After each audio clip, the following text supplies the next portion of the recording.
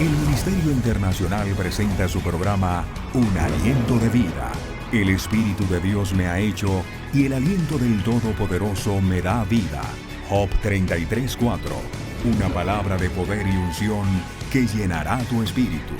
Con ustedes, el pastor Jorge Enrique Gómez. Bienvenidos. En otras palabras, la creación se volvió corrupta. Ya te voy a explicar más adelante qué quiere decir corrupta. Ella se corrompió. Y si leemos, ella dice, grita como dolores, gime como mujer de parto, diciendo, ya no soporto más inmoralidad, ya no soporto más vejámenes, pecado, atrocidades que se va cometiendo. Cuando Caín dio muerte a Abel, ¿quién fue la que clamó a Dios? La sangre que subía, dice la Biblia, la sangre subía al cielo, pero era derramada sobre la tierra. O sea que se une, y eso lo vamos a ver el jueves, el gemir de la tierra a Dios, el gemir de los justos a Dios y el gemir del Espíritu Santo que nos es dado ahora a Dios. La tierra espera que se manifiesten los hijos de Dios. ¿Dónde están los hijos de Dios? ¿Dónde estás tú? ¿En tu casita? ¿Qué haces en tu casita? Mira lo que dice Filipenses capítulo 1, versículo 20. Filipenses 1:20. Tengo la plena seguridad y la esperanza que jamás seré avergonzado. O sea, había una garantía. Sino que seguiré actuando con valor por Cristo, como lo he hecho en el pasado. Y confío que mi vida dará honor a Cristo, sea que yo viva o sea que muera. Tu testimonio debe florecer en vida o en muerte. Es duro cuando la gente ve que un ser querido parte de un cristiano y él no se aflige, él no se desgarra y no lo hace porque tiene una esperanza de que muy pronto se va a reunir con él en el cielo. Como cuando alguien va de viaje y se nos adelanta el viaje. Yo tengo la esperanza de que lo voy a ver porque llegará el momento mío en que también debo partir a reunirme con esa persona, con ese ser querido. Por eso es importante saber que como hijos de Dios, a pesar de que estamos en el mundo y que en el mundo hay sufrimientos, hay problemas, adversidades, debe prevalecer lo que hay dentro de nosotros y la esperanza que vendrá cuando Dios nos llame. Mira lo que dice Apocalipsis 21:5. Apocalipsis 21:5. Y el que estaba sentado en el trono dijo, miren, hago nueva todas las cosas.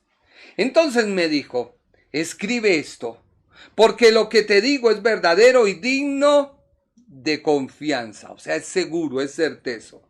También dijo, todo ha terminado.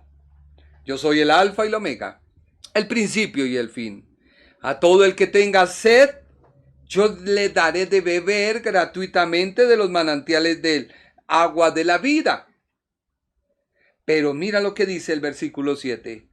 Los que salgan vencedores heredarán todas esas bendiciones. Yo seré su Dios y ellos serán mis hijos. Indiscutiblemente, la tierra sufre por causa del pecado del hombre. Fue maldita por Dios por causa del hombre desobedecer a un mandamiento. Porque todo lo que el hombre cometa cae a la tierra. Lo inmoral y todo lo que se haga, las muertes, los crímenes, los asesinatos, las injusticias, todo eso se va acumulando. Los hijos de Dios transforman eso. Pero si tú eres una persona que escuchaste el Evangelio y al primer dolor fuiste cobarde y abandonaste el Evangelio, hay algo terrible para ti.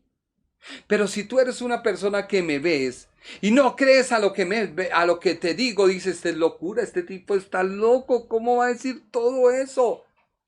Es que la cruz es una gran mentira. Es que el Evangelio es la gran mentira, es el negocio más grande, más pulpito que puede haber. Ojo, eres un incrédulo.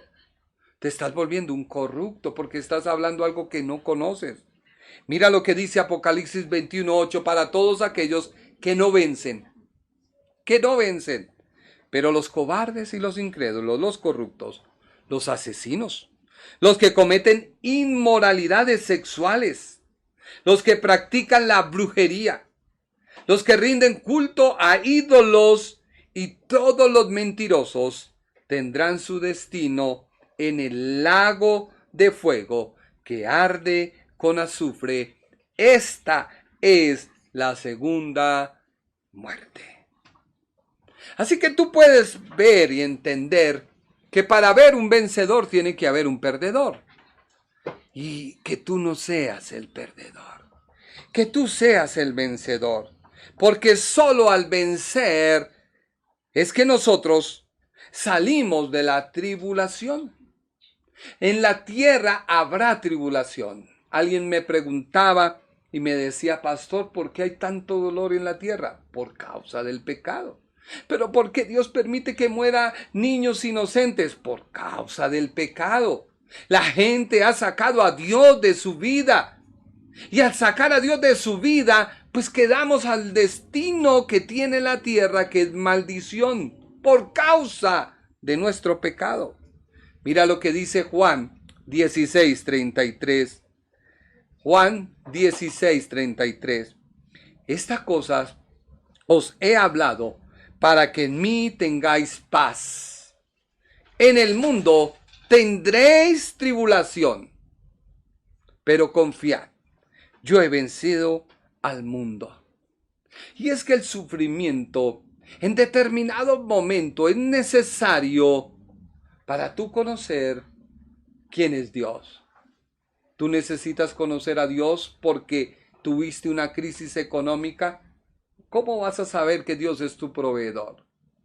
Tú tienes una enfermedad, ¿cómo vas a saber que Dios es tu sanador? Suena algo horrible y dirás, pero este hombre ¿qué habla? O sea que para conocer a Dios tengo que pasar por el dolor. Pues es que el dolor ya está en la tierra por causa del pecado, porque Dios lo determinó. Mira lo que dice Juan 16:32. Mira, la hora viene y ha llegado, en que seréis esparcidos, estaba diciéndole Jesús a sus discípulos, cada uno por su lado, y me dejaréis solo. Sin embargo, no estoy solo, porque el Padre está conmigo. Versículo número 17. ¿Por qué Jesús habla de sufrimiento? ¿Por qué Jesús habla de dolor? Quiero recordarte lo que pasó en Génesis 3:17. Es necesario. Génesis 3:17. Luego de que el hombre peca, Dios le dice, luego el Señor le dijo al hombre, ya que tú obedeciste a tu mujer y comiste del árbol que yo les había prohibido, la tierra estará maldita por tu culpa. Tendrás que conseguir la comida por medio de duro trabajo durante todos los días de tu vida. O sea que el dolor y el sufrimiento ha llegado por causa del pecado. Del pecado.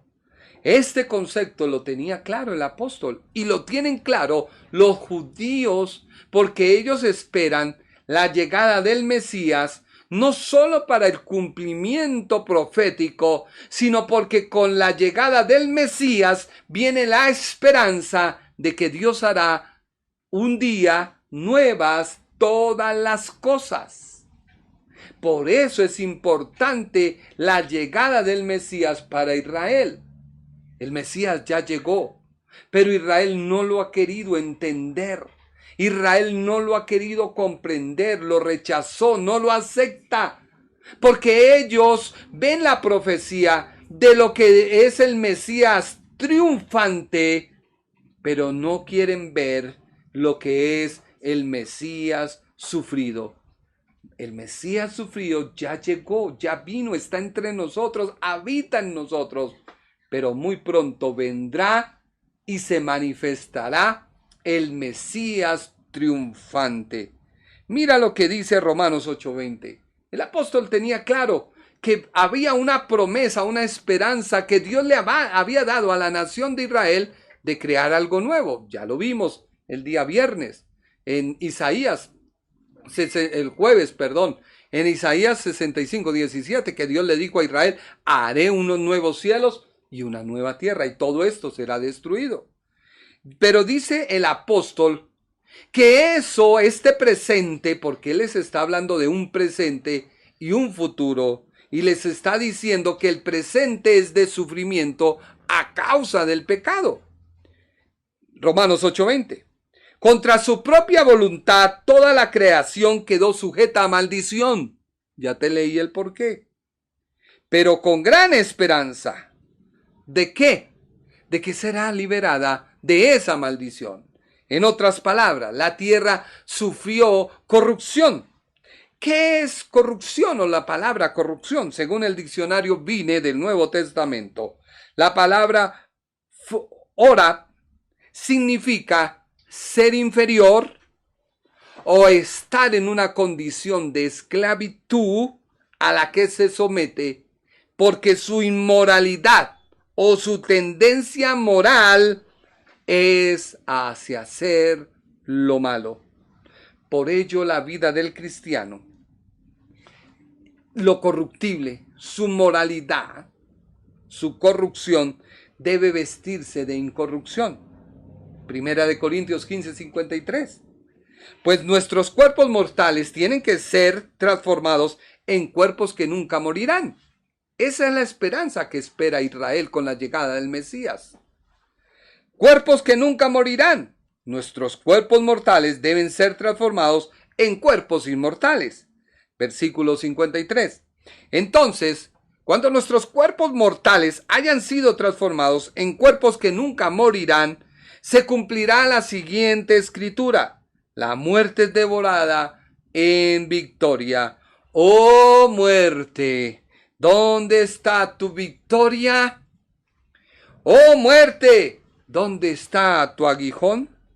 Así que la tierra, al ser maldita por causa del pecado, al ser sometida a corrupción o degradación moral que se comete bajo ella, Dios también la sometió a la esperanza que un día sería liberada de esa esclavitud.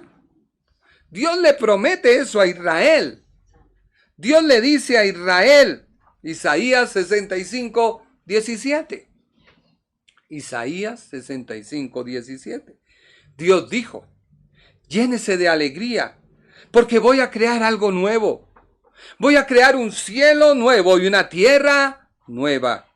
Todo lo del pasado será olvidado y nadie lo recordará más. Voy a crear una nueva Jerusalén. Será una ciudad feliz y en ella vivirá un pueblo alegre. Así que el versículo 15 de el libro de Isaías está dando una generalidad del aliento que Dios le daba a Israel, una vez expuestas las razones por qué Israel fue sometida al sufrimiento. Y Dios les dice: ustedes fueron sometidos al sufrimiento por causa de su pecado. Pero había un remanente, algo pequeño que daba esperanza. Entonces Dios le dice a esos de la esperanza, a esos israelitas: toda la creación está esperando que Dios, con impaciencia, el momento en que Dios muestre al mundo quiénes son sus hijos. ¿Quiénes son sus hijos? Porque la creación, dice Romanos 8:20, la creación no pudo alcanzar su propósito original, pero no por causa de ella, sino porque Dios así lo dispuso. Sin embargo, queda una esperanza, que la creación sea liberada de la esclavitud, de la corrupción, para disfrutar luego la gloria de los hijos de Dios. La gloria de los hijos de Dios. Así que nuevamente, Dios da una esperanza. Y esa esperanza es la que debe haber en tu vida. Esta enfermedad que estás atravesando, glorifica a Dios en medio de ella. Porque cada vez que tú la glorificas, avergüenzas a tu enfermedad y le dice, Dios es más poderoso que tú. Esta dolencia, esta angustia, esta zozobra que ha creado la pandemia, debe descansar en la esperanza de que Dios cuida de ti. Caerán 1000 y 10,000 a tu diestra, mas a ti no llegará. Para tú saber la victoria, pues tienes que pasar la prueba. Por ello, lo importante que debe haber, Primera de Corintios 10:31. Primera de Corintios 10:31. Primera de Corintios 10:31. Porque lo importante es glorificar a Dios en todo, ya sea al comer, al beber o al hacer cualquier otra cosa. ¿Tú glorificas a Dios en lo que haces? ¿Tú glorificas a Dios en la comida? ¿Tú glorificas a Dios en la bebida? ¿Tú glorificas a Dios en tu mente, en tu pensamiento, en tus palabras? ¿O todavía hay obras que no son lo que Dios quiere? Dios detesta las obras. Dios detesta las obras. Para Dios las obras no son nada. Muy claramente lo dijo en Romanos. Abraham evidenció obras, pero esas obras no justificaron a Abraham. Lo justificó fue la fe. Dios te pide a ti la fe. Todo lo que hagas debe glorificar a Dios. Por ello, el apóstol escribe a los lectores para demostrarles que en la persona de Jesús de Nazaret, el Mesías que esperaban ellos, estaba el cumplimiento de esta segunda fase. ¿Tenían un presente? Claro que sí. Un presente que les dominaba porque estaban bajo el sufrimiento que se generó por causa del pecado. O sea, en otras palabras, cuando una persona llega y encuentra el desastre que otro provocó, no puede justificarse ante los demás diciendo, no fue la culpa mía, fue la de él. No, asume eso, pero sácalo también en victoria, porque el que está contigo te dará la victoria para organizar y arreglar las cosas que supuestamente otro embarró, otro dañó, pero al fin y al cabo es Dios quien te da la capacidad para obtener la victoria. Eso es lo que Dios le está diciendo al mundo hoy. Sí, el mundo está bajo maldición. La tierra cada día va más y más en deterioro, no en aumento. Ya los científicos dijeron que el sol, en lo que habían proyectado, que el sol ya se iba a oscurecer más rápido. Iba a dejar de dar calor más rápido. Ya los científicos dijeron la Tierra está girando más rápido, más rápido. Al girar más rápido, pues hay más rápido un día, más otro día, más otro día. Imagínense, ya estamos a abril.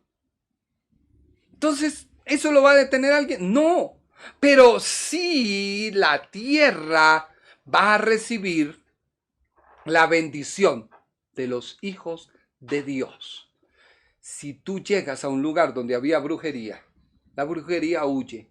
No porque trajiste al pastor, no, porque llegaste tú como hijo de Dios y la brujería sale huyendo porque nada puede resistir a la presencia de Dios. Pero realmente la presencia de Dios está en tu vida. La persona de Jesús está en tu vida. ¿Sí?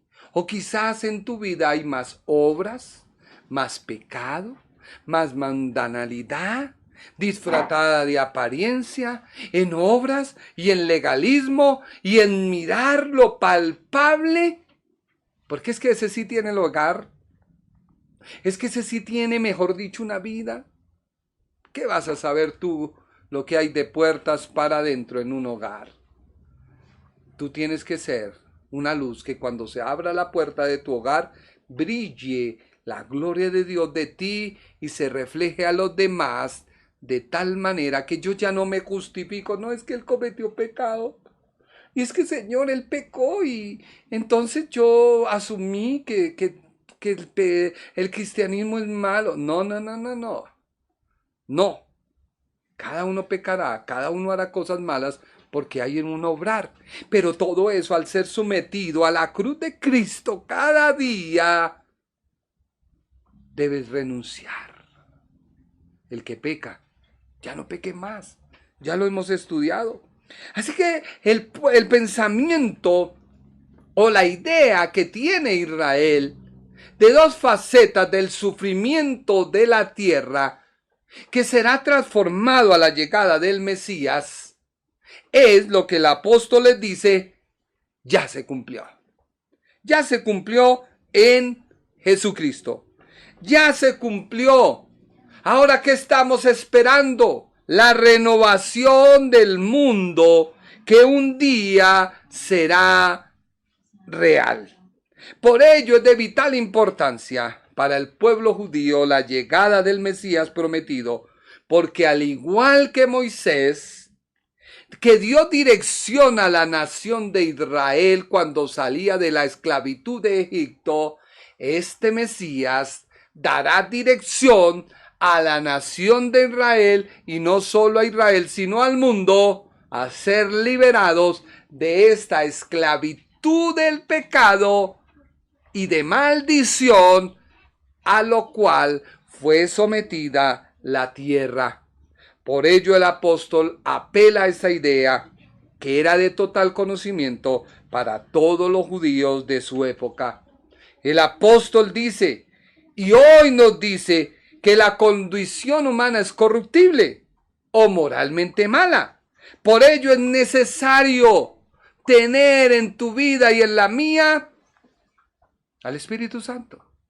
Es que el Espíritu Santo es el anticipo que Dios da a sus hijos para comenzar a vivir el cumplimiento de la esperanza. Por eso se habla de adopción. Dios te adoptó como tu hijo, porque siendo tú adoptado como hijo, tienes acceso a venir a tu vida el Espíritu Santo, donde finalmente es quien te ayuda, el Espíritu Santo. Esa es la diferencia que podemos tener los hijos de Dios. Por eso el apóstol nunca habla de personas glorificadas fuera del Espíritu Santo. No. Y fuera de eso el apóstol les dice, no, un momento.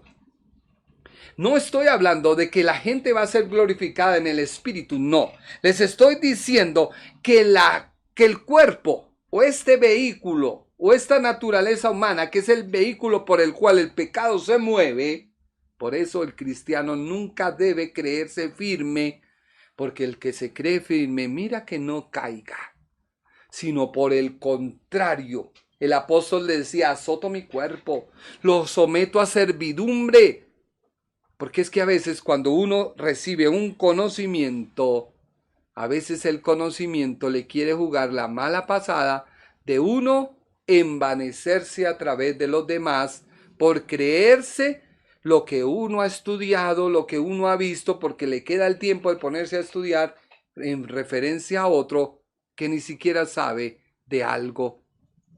La letra mata, el espíritu vivifica. Primera de Tesalonicenses 4:16. Primera de Tesalonicenses 4:16. Porque el Señor mismo, con voz de mando, con voz de arcángel y con trompeta de Dios descenderá del cielo, y los muertos en Cristo resucitarán primero. Mire que el apóstol les está diciendo a ellos que en la persona de Cristo se cumple lo descrito por Dios a la nación de Israel, y que toda la creación Y no solo la creación será transformada, renovada a lo que Dios prometió, sino tú y yo. Y que tendremos un cuerpo que es incorruptible. Mira lo que dice 1 Corintios 15:51. He aquí os digo un misterio. No todos dormiremos, pero todos seremos transformados. Los hijos de Dios serán transformados. En un momento, en un abrir, en un cerrar de ojos, al final de la trompeta. Porque se tocará la trompeta y los muertos serán resucitados incorruptibles y nosotros seremos transformados. Versículo 53. Porque es necesario que esto corruptible, o sea, esto moral, malo, dañado, se vista de incorrupción, o sea, de algo que ya no peca, que ya no comete error. Y esto mortal, o sea, nuestra carne, sea vestido de inmortalidad. Recibas tú la vida eterna, un cuerpo eterno. La Biblia habla de ese concepto. Y en Apocalipsis el apóstol Juan dijo, veo las almas de los muertos que han resucitado. O sea, tuvo que haber un cuerpo en ellos para poder él ver. Porque un espíritu no se puede ver. Eso muy claramente Jesús le dijo a sus discípulos, un espíritu no tiene carne ni huesos como yo tengo. Es necesario esa transformación. Por eso el apóstol Pablo dijo, eso pasó en Cristo. Y como Cristo es las primicias de Dios Padre, y como en Cristo hubo esa manifestación, ahora los que son sus hijos tendrán la misma manifestación. Tendrán un cuerpo que traspasa la materia, tendrán un cuerpo que ya no peca, ni habrán obras de pecado, ni naturaleza de pecado, ni nada, ni habrá sufrimiento, ni habrá dolor, porque Dios ha transformado. Perdóneme, alzo la voz, me emociono, me apasiono. 1 Corintios 15:54.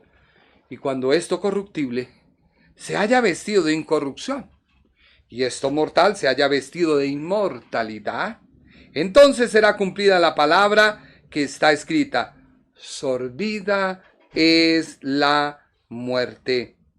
Así que hay una esperanza en medio del dolor. Cuando alguien se enferma, va al médico, el médico le dice, hagamos los exámenes, ¿sí o no? Mira los exámenes y le dice, hay una cura.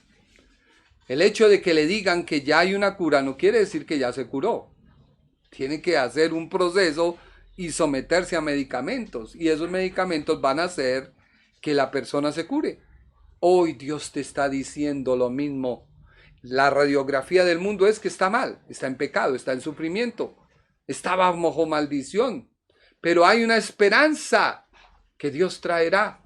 Y en este momento la esperanza se cumple parcialmente con los hijos de Dios, porque cuando un hijo de Dios toca la tierra se alegra por la esperanza que ha sido depositada en esa persona, porque en esa persona habita la plenitud de Cristo, habita el Espíritu Santo, y todo lo que esa persona toca se transforma de maldición en bendición.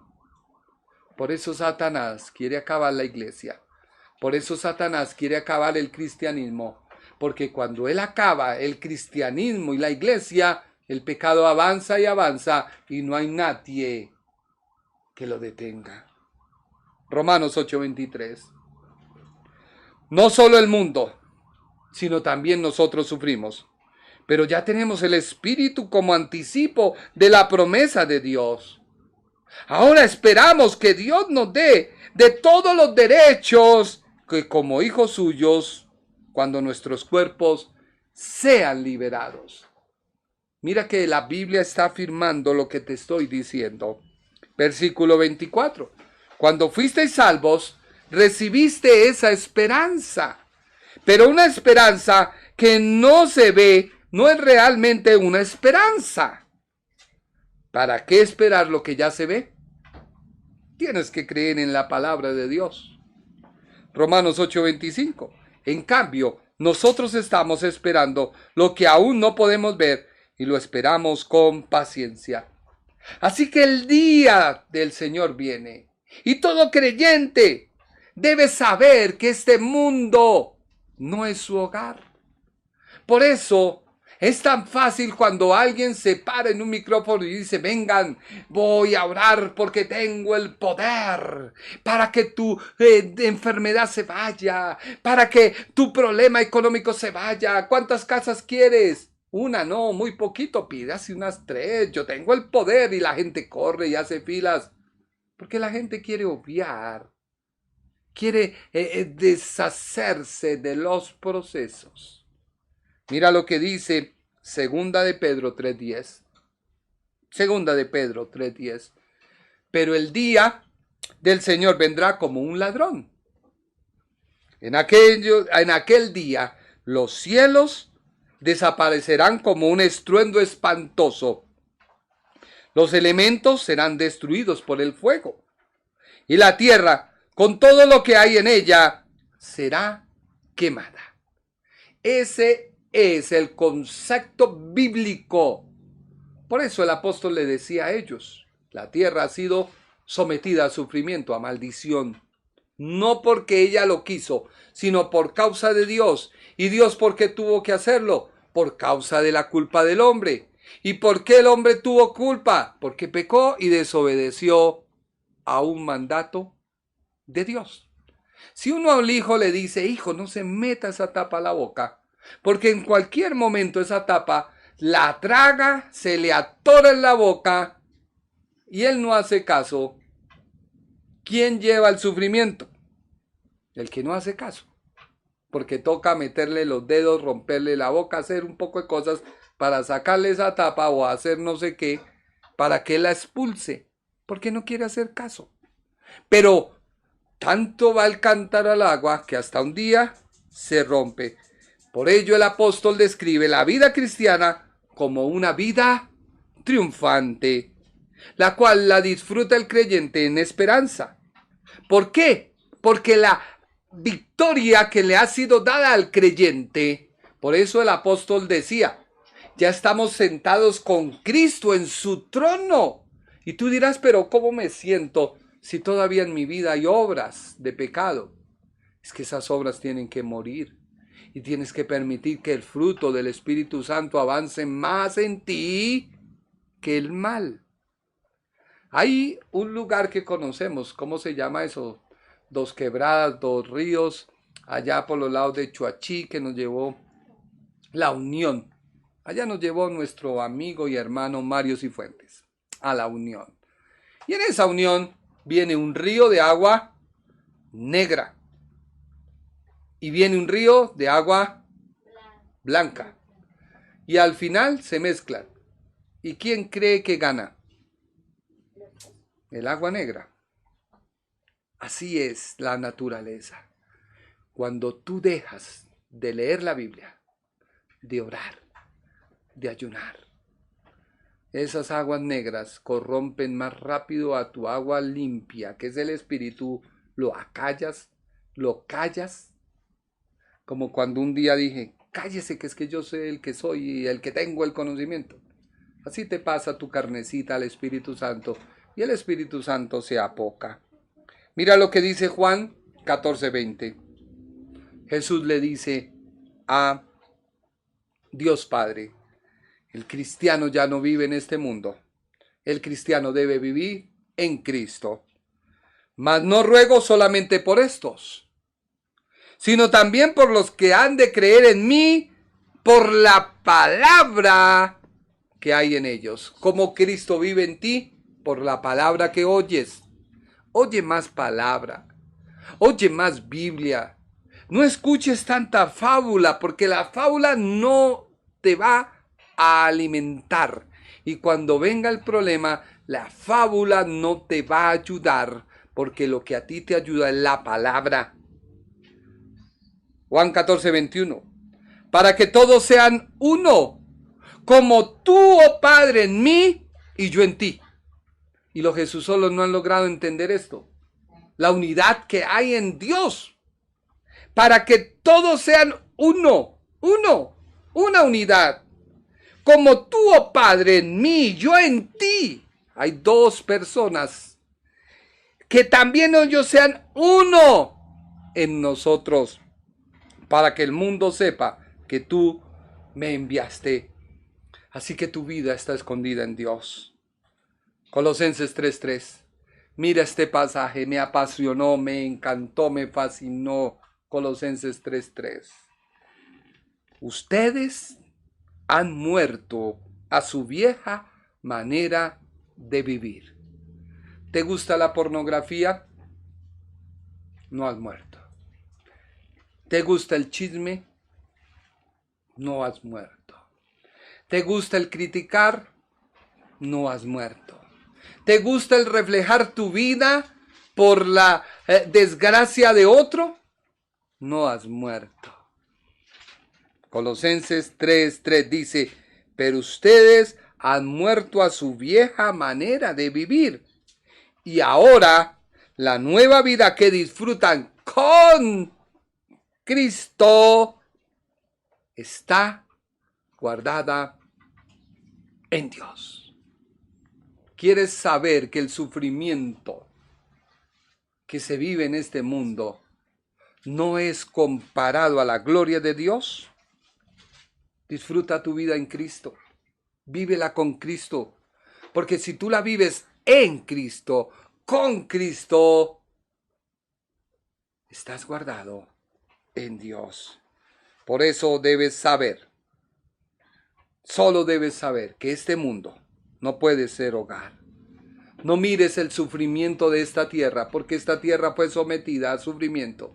Mira las cosas celestiales, mira allá del sufrimiento, mira allá más de la prueba. No es algo ilusorio, no, es una gran realidad, porque el apóstol Pablo muy claro lo dijo.